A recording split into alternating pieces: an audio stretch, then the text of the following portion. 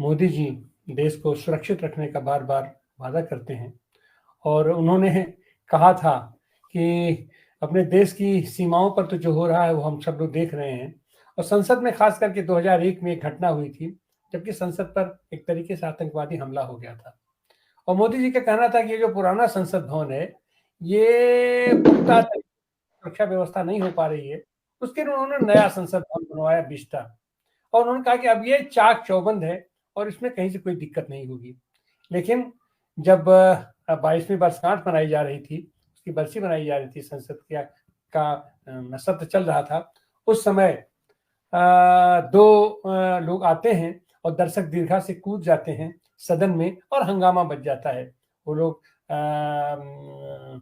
वो जो बम का भी इस्तेमाल करते हैं, धुआं-धुआं फैलाते हैं। अब ये कहा जा रहा है कि उससे कोई हानि नहीं होना था, लेकिन हानि उससे नहीं होना था, हानि हो तो सकता था। और सबसे बड़ी चीज़ ये है कि उन लोगों को संसद में प्रवेश किसने कराया? एक जगह तो ये है कि संसद अपने देश की सुरक्षा व्यवस्था को लेकर के कि अगर हमारा कोई सांसद का अगर पासवर्ड कहीं अपना किसी के पास चला जाता है, तो उसके लिए तो उसको सदन से आप निष्कासित कर देते हैं।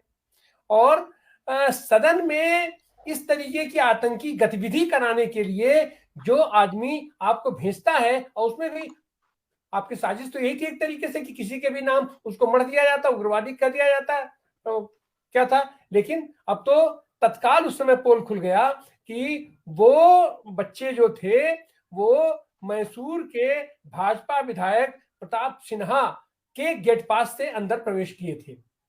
सवाल ये उठता है कि इतनी बड़ी चूक कैसे हुई? इसके लिए क्या हमारा गृह मंत्रालय जिम्मेदार है? दिल्ली सरकार जिम्मेदार है या सरकार जिम्मेदार है?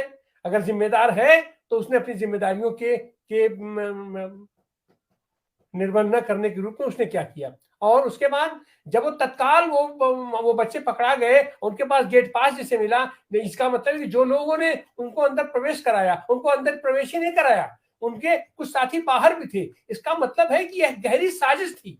अपने जिसके वो इशारा हमारे पूर्व गवर्नर मलिक साहब का ने अपना इशारा किया था कि देश में 2024 के चुनाव के पहले कोई बड़ी घटना होगी, कोई बड़ी आतंकी घटना होगी, जिस तरीके से 2019 का चुनाव इन्होंने अपना पुलवामा करा करके और अपने तमाम सैनिकों को की हत्या करवा करके माहौल बनाया, वैसे ही कोई माहौल बनाएंगे। तो क्या यह उसी की कड़ी थी? अगर उसकी कड़ी नहीं थी तो जो भी बच्चे पकड़े गए, जो लोग इस साजिश में शामिल थे, उनके ऊपर अब तक क्या कार्रवाई की गई? आज हम इसी बात पर